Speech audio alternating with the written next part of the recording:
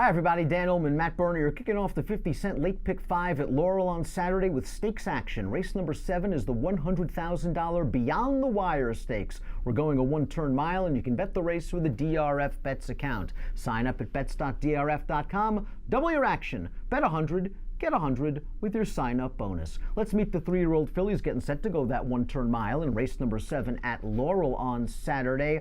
I want to start things off with the beaten favorite in the recent Wide Country Stakes, the number 8, Our Super Freak. Sort of ran an even second that day, Matt, second off the layoff. This is a filly that has run some competitive numbers, but hasn't really improved much since early in her 2-year-old campaign.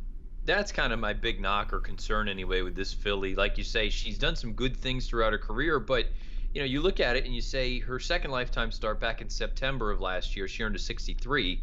And in her most recent start albeit off of a layoff, she comes back and earns a 65. I mean, at a certain point, she's gone out 7 times. How much room for improvement is there? And then also going back to that Wide County, there's a part of me or Wide Country, it makes me think that maybe she's just not as good as the filly that won that day. Now let's talk about the Timeform US pace projector, because the filly that beat her that day, the number 7, Las Cetas, a front runner to be sure, is expected to be on the lead. And while I don't think Our Super Freak will be going hammer and tongs, head and head, as Timeform US has them after a half mile, I do think Our Super Freak will be sitting second. And actually that might work against Our Super Freak, because if you have to reel in a quality horse like Las Cetas, then you've got some quality closers coming at you at the end. Let's talk about Las Cetas. Really distance the key. She's going to be stretching out past 7 furlongs for the first time in her career, but she just handled Our Super Freak with no issue last time out, and she's got some pedigree. She's a half to a stakes winning sprinter named Corvus, and she's also a half to a stakes winning miler who's going to try a mile and an eighth early in the card in the Harrison Johnson Memorial. So if Cordmaker wins the Harrison Johnson, you feel a lot more comfortable about Las Cetas getting an extra furlong.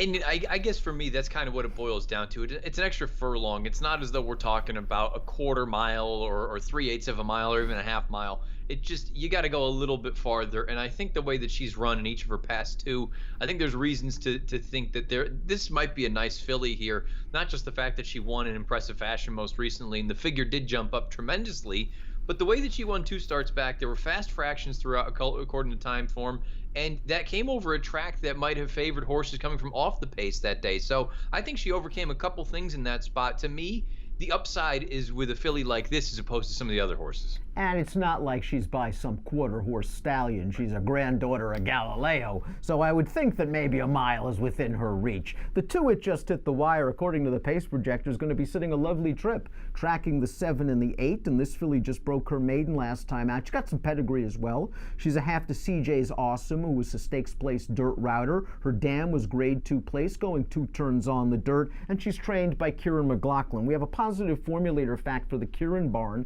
Past 5 years, 3-year-old last out maiden winners on dirt, returning from a 45 to 60 day layoff, 43% winners, a $2.30 ROI. Now, from a buyer standpoint, I think she's right there with the exception of Las Cetas' most recent race, and I thought she ran pretty fast. Timeform US had those red color-coded fractions last time out.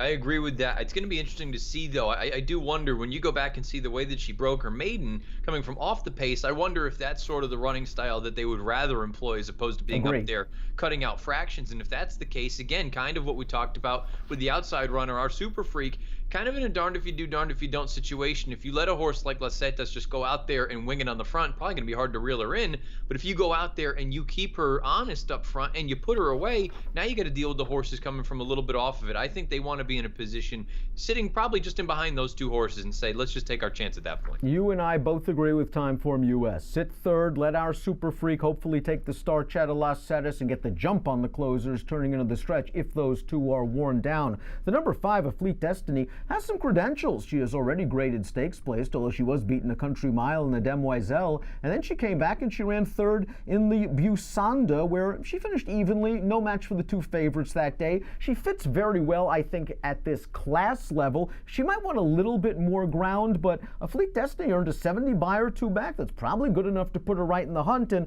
while this formulator fact for Uriah St. Louis is not good, 0 for 41 with 3-year-olds on dirt going second off the layoff, we have seen this barn pull off long shots in major stakes races. Yeah, we certainly have with Discreet Lover last year in the Jockey Club Gold Cup. You kind of hit on the big concern I have with the Fleet Destiny. It has more to do with the distance than anything else. I think quality, she classes up quite well here. I think the concern for me is that, is she going to be that horse that really wants two turns closer to that mile and an eighth? She didn't run terribly in that Busanda off that layoff. I just do wonder if this turn back to a mile is going to end up being a little bit sharp. Matt, I think a sleeper in here is the 6. Pat's No Fool, who has turned it around with the addition of Lasix and the addition of some distance. I thought this horse was up against it from a pace standpoint in the most recent start. I mean, just look at those fractions. 24 and 450, and this horse is sitting last. It was okay to see her come with a run and finish third that day behind Destiny Over Fate. From a pedigree standpoint, distance is not going to be an issue. She's a half to the very versatile and long-winded Flip Cup.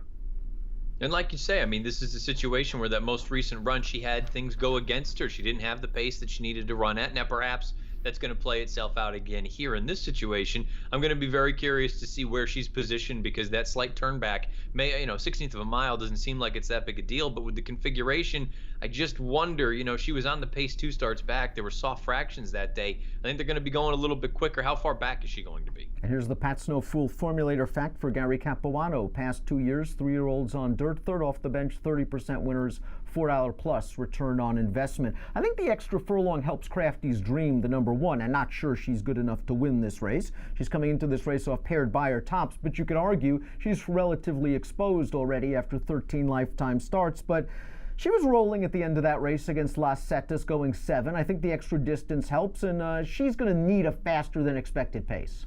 Yeah, she paired up by her tops of 64. Like you said, I don't know that she's good enough to really be competitive in a spot like this, but she's the kind of horse, if you are so inclined to play any of the exotics, you see that she's only 2 for 13, but 7 times she's gotten a minor reward. I wonder if that's the kind of way to use her. Discreet Sister finished well behind a Fleet Destiny in the Busanda last time out. She was 47 to 1. She was simply overmatched. Both of the lifetime wins have come on wet tracks, so keep an eye out for the weather forecast. She is a full to a multiple stakes winning sprinter, and she just needs a Beyer boost, doesn't she?